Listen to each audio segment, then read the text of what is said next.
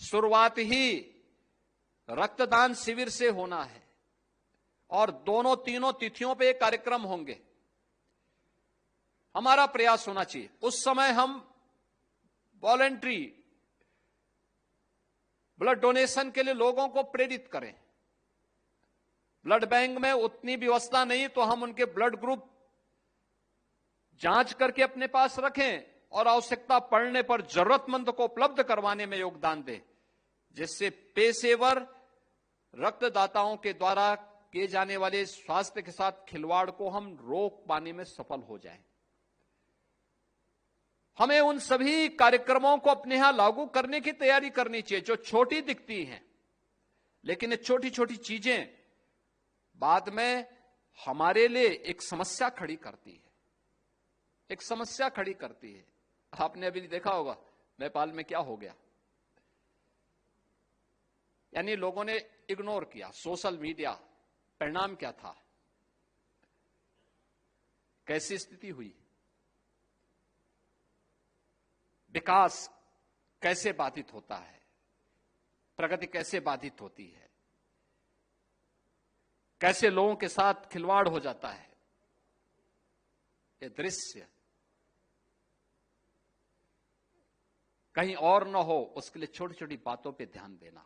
जो जिस फील्ड में है, हर व्यक्ति को अपने अपने फील्ड में सतर्क रह करके पूरी सावधानी पूर्वक, पूरी संवेदना से युक्त होकर के अपने कार्यक्रम को आगे बढ़ाना पड़ेगा।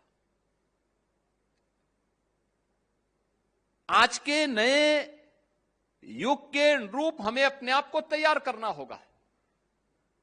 हर एक फील्ड में आपने अभी तक रीनल ट्रांसप्लांट की व्यवस्था की है, अन्य क्षेत्रों में भी आप कार्य करना चाहते हैं, आपने इसके लिए इंफ्रास्ट्रक्चर डेवलप किया है, इसको तेजी के साथ आगे बढ़ा देंगे। यहां की आवश्यकता भी है। 25 करोड़ की आबादी उत्तर प्रदेश के अंदर, हमारा प्रयास होगा कि सेवा पखवाड़ा के दौरान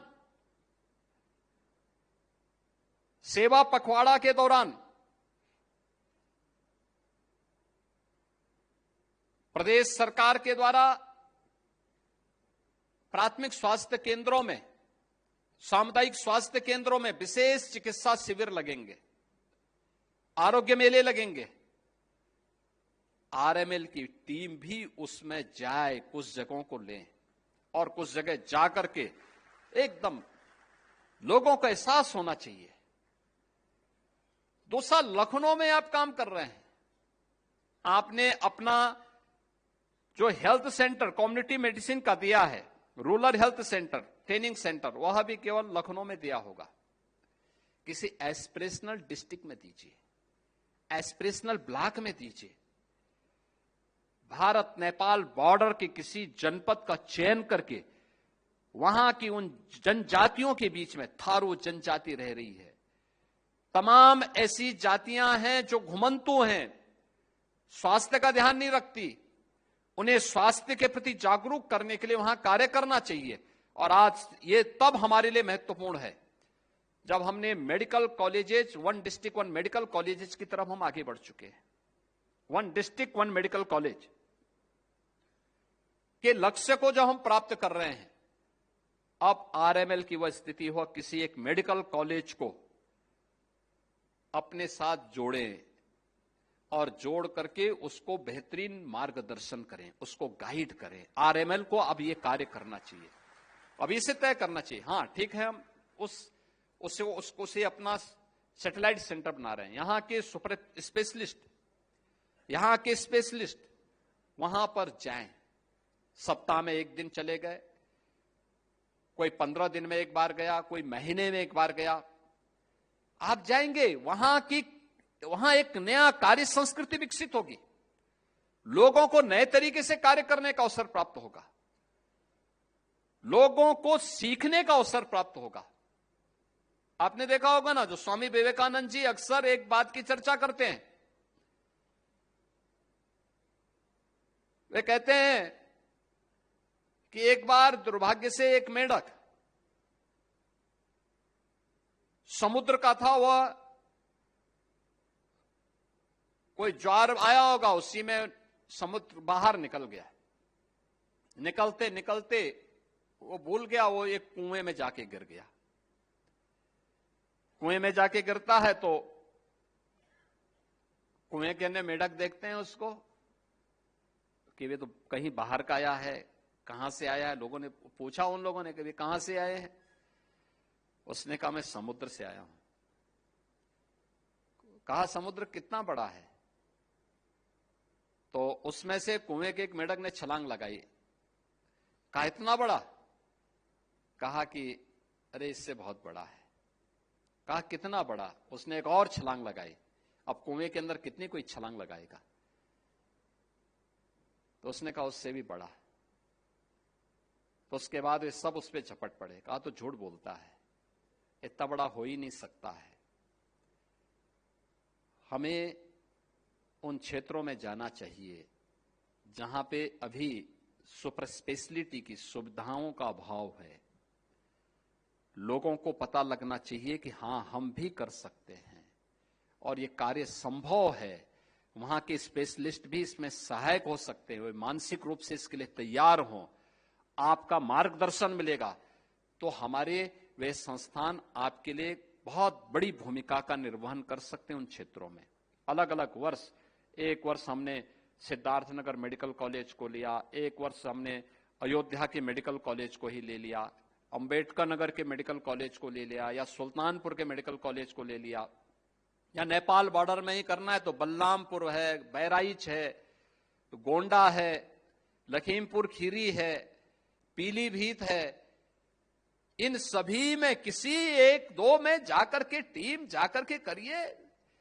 आप वहां जाएंगे, प्राकृतिक वातावरण भी देखने को मिलेगा, पिकनिक भी होगी और साथ साथ आपका एक बेहतरीन हेल्थ एक्सपोजर भी आपको देखने को मिलेगा। आपको उस क्षेत्र में अपने अनुभव होंगे, कार्य करने के नए अनुभव होंगे। आपके प्रति लोगों के मन में एक नया श्रद्धा का भाव पैदा होगा। बहुत उसमें नहीं खर्चा होता। और फिर क्या हम टेली कंसल्टेशन से फिर उनके साथ जुड़ सकते हैं, लोगों को स्वास्थ्य के प्रति जागरूक कर सकते हैं। एक बड़ी क्रांति आ जाएगी इसमें, क्योंकि जब आप यहां करेंगे तो मेडिकल कॉलेजेस को फिर हम डिस्ट्रिक्ट हॉस्पिटल के साथ या सीएससी के साथ जोड़ने में हमें सफलता प्राप्त होगी। वो भी मानसिक रूप से तैयार होंगे कि अगर आरएमएल आ सकता है तो हम क्यों नहीं हो सकते, वह भी कर सकता है। ये यानी इतना अच्छा कार्य हो सकता है कि हॉस्पिटल के लोड को, जो भीड़ लगी हुई है, 5000 की ओपीडी आपकी है, अभी ये बढ़नी है, ये तो रूटीन का है। हमें प्रयास होना चाहिए कि ये कैप हो और उन क्षेत्रों में भी उस पेशेंट को सुविधा प्राप्त हो। क्यों बलिया का व्यक्ति यहां आएगा अगर बलिया में उसको सुविधा मिल जाए? क्यों देवरिया, कुशीनगर में जब मेडिकल कॉलेजेस हैं तो ये सुविधा वहां पर क्यों नहीं मिल सकती? गोरखपुर में एम्स और मेडिकल कॉलेज है, वहां ये सुविधा क्यों नहीं मिल सकती? बस्ती, सिद्धार्थनगर में मेडिकल कॉलेजेस हैं, ये सुविधा वहां उनको क्यों नहीं मिल सकती? हमारे यहां सुपर स्पेशलिस्ट एमसीएच और डीएम करने वाले छात्र कैंप करें, एक एक सप्ताह रुके वहां पर, देखें वहां पर क्या स्थिति है, किन परिस्थितियों को में इन लोगों को फेस करना होता है और उसके लिए क्या समाधान का रास्ता निकाल सकते हैं।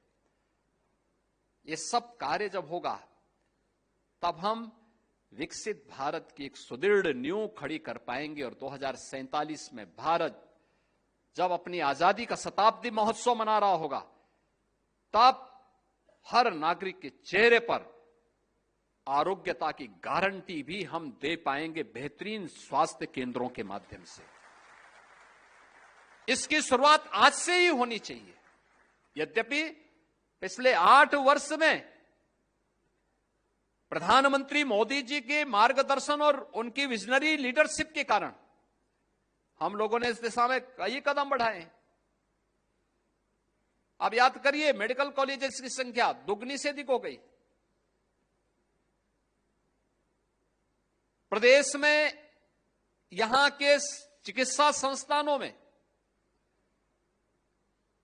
एमबीबीएस की जो यूजी की सीट्स थी उसमें 2.5 गुना का अंतर आया है, पीजी की सीट्स में 3 गुना का अंतर आया है, सुपर स्पेशलिटी में 3 गुना से अधिक सीट्स हम लोगों ने बढ़ाने में सफलता प्राप्त की।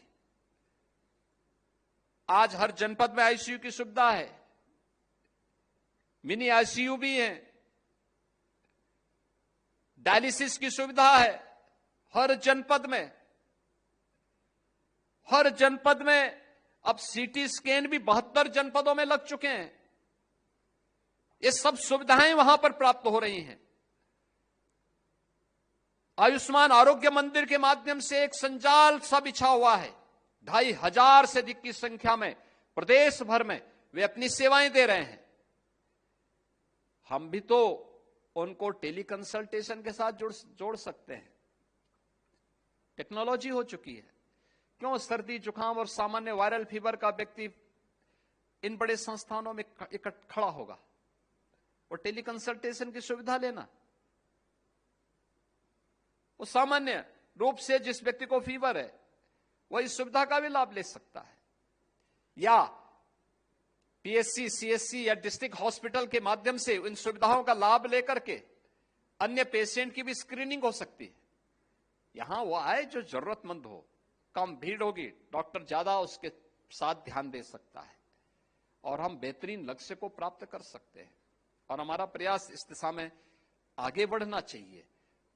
मुझे विश्वास है कि जो आपने 19 वर्ष के अंदर इतनी बड़ी उपलब्धि हासिल की और गत 5 वर्ष के अंदर जो आपकी उपलब्धियां हैं वे सराहनीय हैं। इसको और अच्छा बनाने की आवश्यकता है, क्योंकि आज जो कार्य हम करेंगे यही विकसित भारत और विकसित उत्तर प्रदेश की आधारशिला बनने वाले हैं। स्वास्थ्य के क्षेत्र में यही हमारी आने वाली पीढ़ी के लिए उसकी आधारशिला बनेंगे। उस आधारशिला के लिए हम सब तैयार हो पाएंगे इस विश्वास के साथ। मैं यहां के डायरेक्टर महोदय, यहां के फैकल्टी मेंबर से भी इस बारे में आग्रह करूंगा। जो एनुअल रिपोर्ट आपने दी है, एनुअल रिपोर्ट बहुत अच्छा लगा मुझे। एक एक चीज को उसमें आपने तैयार किया, लेकिन इसकी हार्ड कॉपी बनाने की बजाय इसको डिजिटल फॉर्म में दीजिए, एक एक इवेंट को, और फिर अलग अलग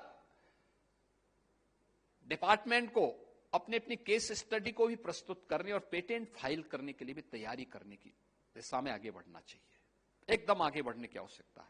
हर चीज को, हर पेशेंट आपके लिए एक नया अनुभव लेके आता है, एक नया अनुभव आपके लिए है, एक नया आपका केस स्टडी है।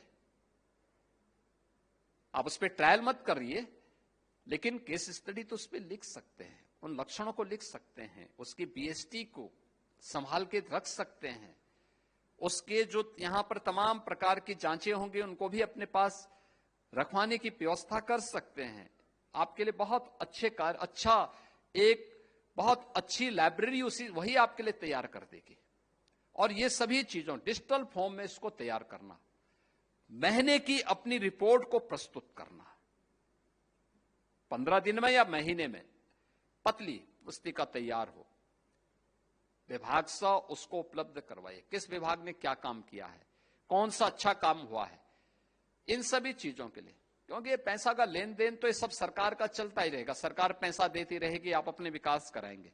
लेकिन हमने इस क्षेत्र में जिस उद्देश्य से पैसा दिया जा रहा है उस फील्ड में हमने क्या कुछ उपलब्धियां हासिल किया, कुछ नया किया है, अगर हम कर पाएंगे तो ये वर्तमान के जो यहाँ यूजी पीजी के जो यहाँ के छात्र हैं उनके लिए भी उपयोगी होगा और अन्य लोगों के लिए भी ये प्रेरणादायी होगा। इंटरनेशनल जर्नल में यहाँ के केस स्टडी जाने चाहिए, नेशनल जर्नल्स में जाने चाहिए, और फिर उसको हम और तेजी के साथ आगे बढ़ाएंगे तो इसका लाभ संस्थान को आने वाले समय में प्राप्त होगा। नेशनल रैंकिंग में हम और बेहतरीन स्थान प्राप्त करने में सफल होंगे। आज के इस अवसर पर, पंचम स्थापना दिवस के अवसर पर, मैं डॉक्टर राम मनोहर लोहिया आयुर्विज्ञान संस्थान को उनकी उपलब्धियों के लिए हृदय से अभिनंदन करता हूं, स्थापना दिवस की बधाई देता हूं और आगामी योजनाओं के प्रति अपनी शुभकामनाएं देता हूं कि संस्थान बेहतरीन तरीके से अपने लक्ष्यों को प्राप्त करेगा। आप सबके प्रति मेरी मंगलमय शुभकामनाएं हैं। धन्यवाद। जय हिंद।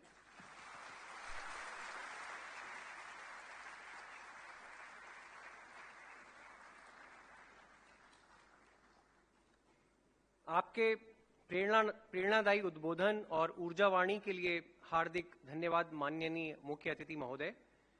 अब हम कार्यक्रम के अंतिम पड़ाव की ओर बढ़ रहे हैं। मैं सम्मानपूर्वक आमंत्रित करता हूं हमारे मुख्य चिकित्सा अधीक्षक डॉक्टर विक्रम सिंह जी को कि वे मंच पर पधार कर इस आयोजन के लिए धन्यवाद ज्ञापन प्रस्तुत करें। माननीय मुख्य चिकित्सा अधीक्षक महोदय।